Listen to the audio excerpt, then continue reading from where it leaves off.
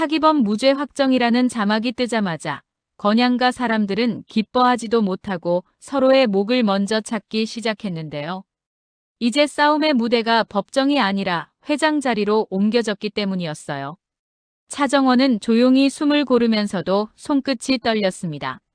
차기범의 누명을 벗기는 데 성공했는데도 마음이 가벼워지지 않는 이유가 있었거든요. 진태석이 가장 싫어하는 건 패배가 아니라 조롱이었고, 그는 조롱을 갚는 방법을 너무 잘 아는 인간이었어요.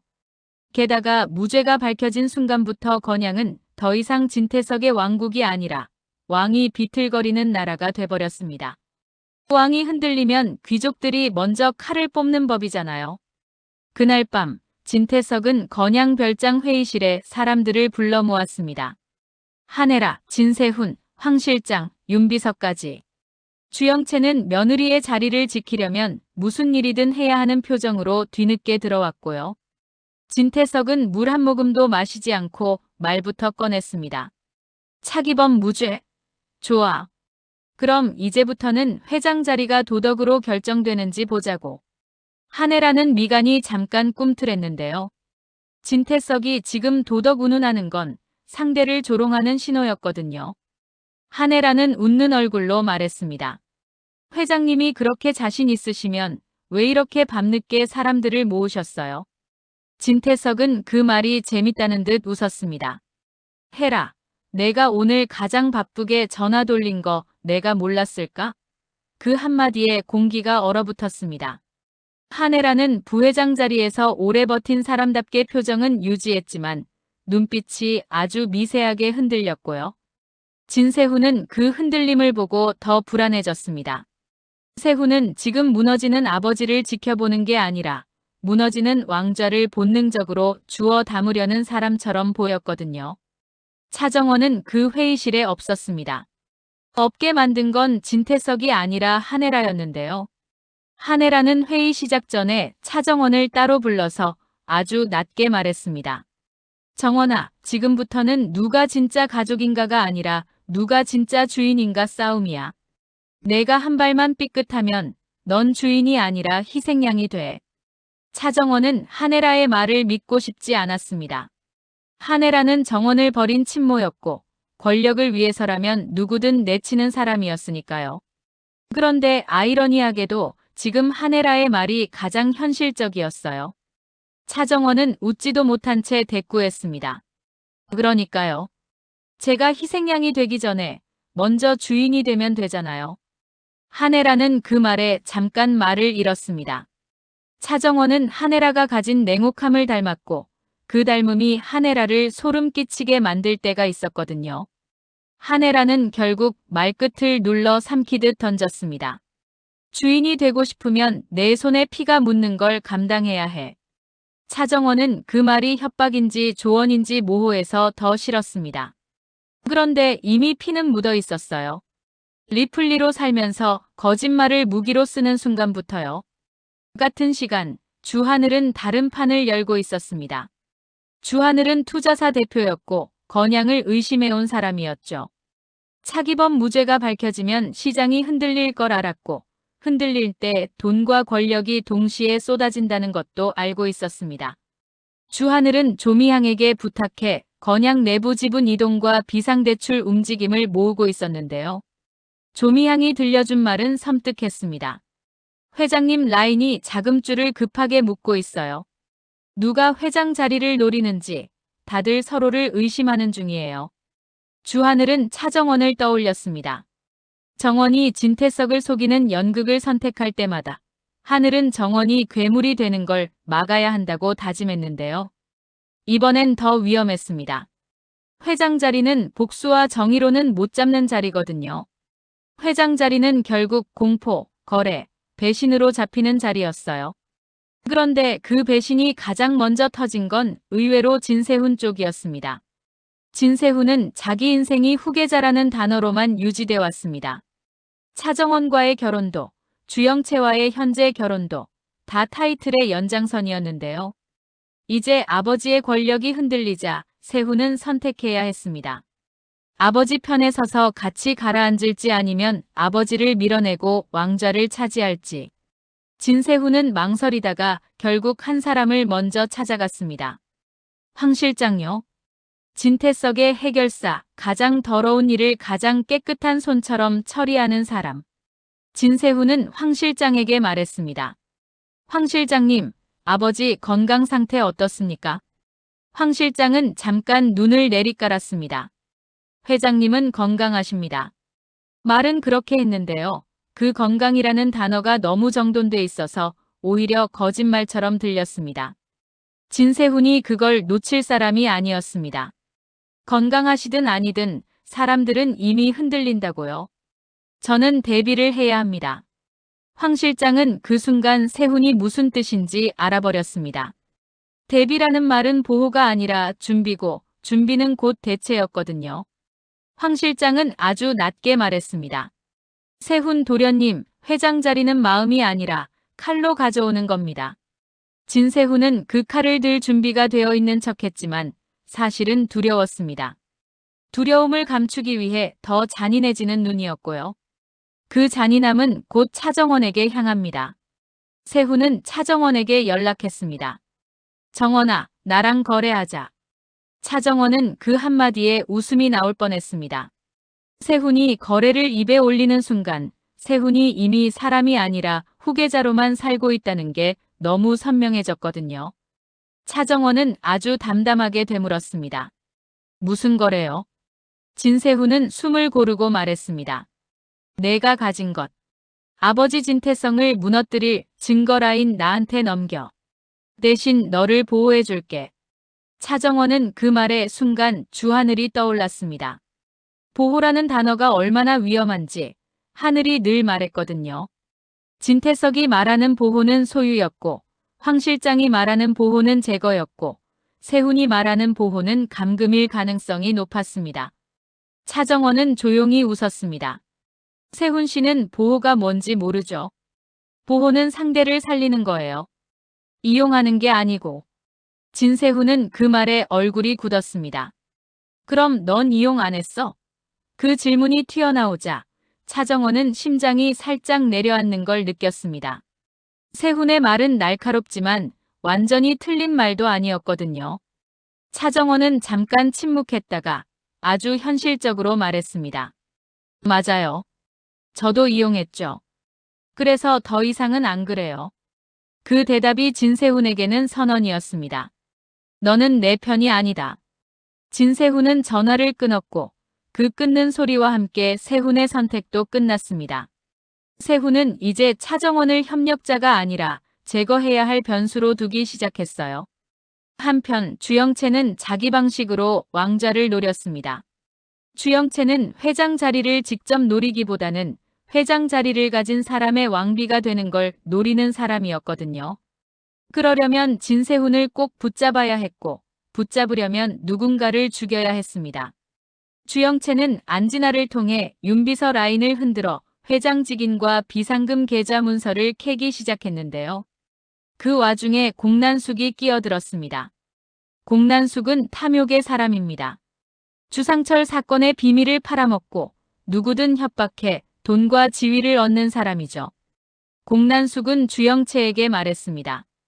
영채야, 세훈이 흔들리면 너도 끝이야. 그러니까 내가 먼저 판을 뒤집어. 정원 그년 정체 그걸로 한해라부터 잡아. 주영채는 순간 눈이 반짝였는데요. 정원의 정체 폭로는 달콤한 카드였습니다. 하지만 주영채는 바보가 아니었어요. 정원의 정체를 폭로하면 한해라도 무너지지만 그 폭로의 불똥이 결국 가짜 며느리와 결혼했다가 이혼까지 한 진세훈에게도 튀거든요. 그러면 세훈의 후계 명분도 흔들립니다. 주영채는 계산을 끝내고 차갑게 말했습니다. 엄마, 그 카드 지금은 아니야. 지금 터뜨리면 세훈까지 같이 타. 공난숙은 비웃었습니다. 그러면 내가 타기 전에 내가 먼저 남을 태우면 되지. 그 말이 주영채의 심장을 찔렀습니다. 주영채는 늘 남을 태우며 올라온 사람이었으니까요. 결국 주영채는 타이밍을 바꾸기로 합니다. 폭로는 회장 선출 직전에 가장 비열하게 쓰기로요. 그때 한혜라가 움직였습니다. 한혜라는 진태석의 부인이면서 동시에 그의 적이 될 준비가 되어 있는 여자였어요. 한혜라는 차정원을 불러 말했습니다. 정원아, 회장 자리를 내가 가져오면 너는 안전해질까? 차정원은 그 질문을 듣고 웃음이 났습니다. 한혜라는 아직도 자리가 사람을 보호한다고 믿는 사람 같았거든요. 차정원은 한혜라에게 되물었습니다. 부회장님이 회장이 되면 저를 살려요? 한혜라는 잠깐 멈칫했는데요. 그 멈칫이 진짜 대답이었습니다. 한혜라는 정원을 살리고 싶어서가 아니라 정원을 필요로 두고 싶어 했어요. 차정원은 그걸 알고도 한혜라와 손을 잡는 쪽이 더 유리하다는 걸 부정할 수 없었습니다. 왜냐면 한혜라가 회장이 되면 진태석을 몰아낼 수 있고 진태석이 몰아나면 차정원은 복수의 종착지에 도달할 수 있으니까요. 차정원은 한혜라에게 말했습니다. 회장 자리 제가 도와줄게요. 대신 조건 있어요. 제 이름으로 사람을 죽이는 짓은 하지 마요. 한혜라는 그 말에 미소를 지었습니다. 너는 착한 척을 아직도 하네.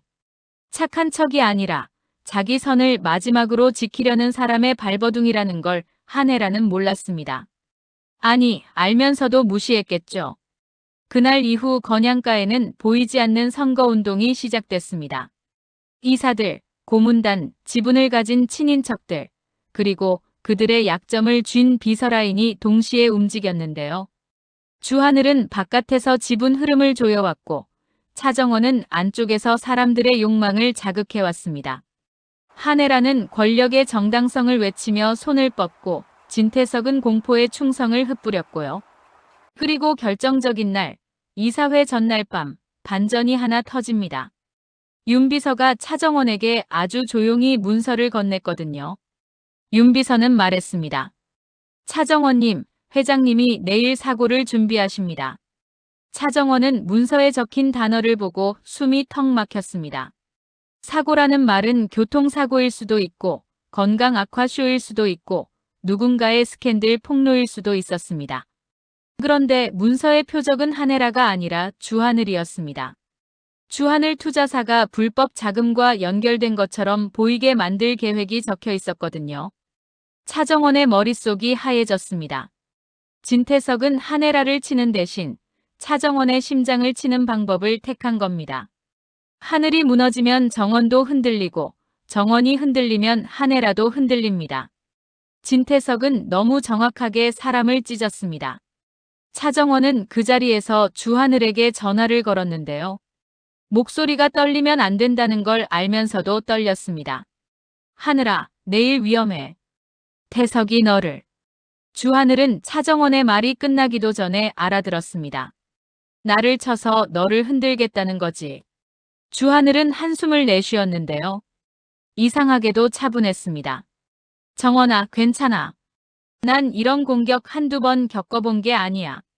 그 말이 더 아팠습니다. 하늘이 단단해서가 아니라 하늘이 이미 많이 부서져 봤다는 뜻이었거든요. 차정원은 결국 선택을 합니다. 회장 자리를 위한 판을 계속 굴릴지 아니면 하늘을 살리기 위해 판을 망칠지. 차정원은 주하늘에게 말했습니다. 하늘아, 나 이번엔 연극 안 할게. 내일 이사회에서 진태석을 바로 찌를게.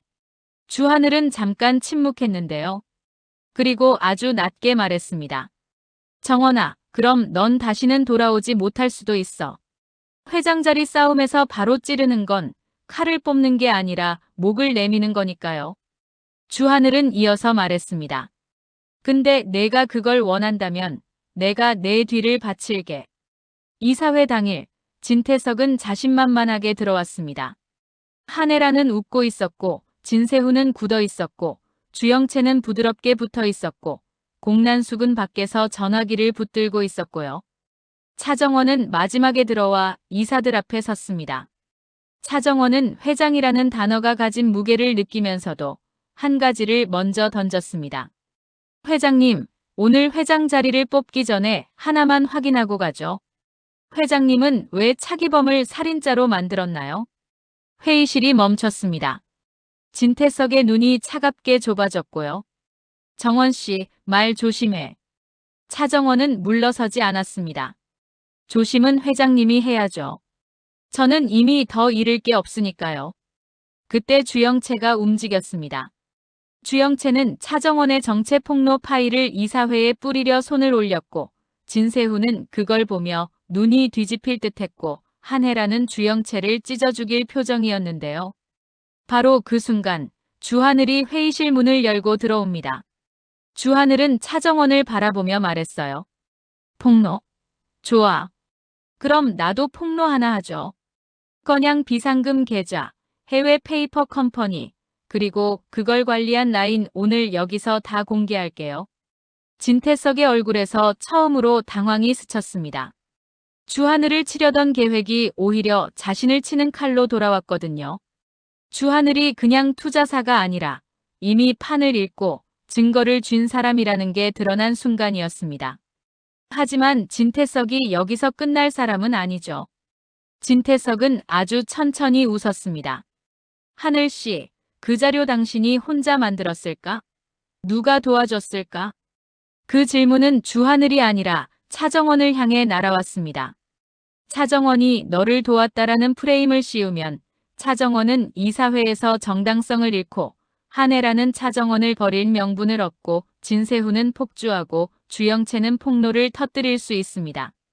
진태석은 한 번에 모두를 흔들 수 있는 질문을 던진 겁니다. 차정원은 그걸 보며 깨달았는데요. 회장 자리 싸움은 결국 누가 더 많은 증거를 쥐었나가 아니라 누가 더 많은 사람의 죄책감을 흔들어 무너뜨리나의 싸움이었습니다. 차정원은 숨을 고르고 마지막으로 한마디를 꺼냈습니다. 회장님, 저를 흔들고 싶으세요? 그럼 흔들어 보세요. 대신 흔들리는 순간 회장님도 같이 무너져요. 그 말이 끝나자 진세훈의 눈이 차정원과 진태석 사이를 미친 듯이 오갔고 한혜라는 결심한 얼굴이 되었고 주영채는 폭로 버튼을 누를지 말지 손이 떨렸고 공난숙은 밖에서 누군가와 통화하며 웃고 있었는데요. 그 웃음이 가장 불길했습니다. 공난숙이 웃는다는 건 누군가의 목줄을 쥐었다는 뜻이거든요. 그리고 마지막에 윤 비서가 조용히 이사회 의장에게 귓속말을 합니다. 의장은 얼굴이 하얗게 질린 채로 말했어요. 지금 방금 회장님 지분이 일부 이동됐다는 보고가 들어왔습니다. 진태석의 눈이 처음으로 크게 흔들렸습니다. 누가, 언제, 어떻게? 그걸 아는 사람은 몇 없거든요. 한혜라가 했을까, 진세훈이 했을까, 아니면 주하늘이 판을 뒤집었을까, 혹은 차정원이 진짜로 주인이 되기로 결심한 걸까? 차정원은 그 순간 자기 안에서 오래된 목소리가 다시 들리는 걸 느꼈습니다. 리플리는 생존 무기라는 목소리요. 그런데 이번엔 조금 달랐습니다. 오늘의 리플리는 생존이 아니라 왕좌를 향한 칼이었거든요. 이사회 문이 닫히는 소리와 함께 건양가의 새로운 질문이 시작됩니다. 회장 자리는 누가 가져가나가 아니라 회장 자리를 가져가려는 사람들 중 누가 먼저 사람을 버릴 수 있나. 그리고 그 질문 앞에서 차정원과 주하늘은 서로를 바라보며 아주 짧게 약속합니다. 끝까지 같이 가자. 하지만 건양가에서 가치라는 말은 늘 가장 먼저 깨지는 말이기도 하잖아요. 이제 남은 건 누가 먼저 그 약속을 깨고도 살아남느냐의 싸움이었습니다.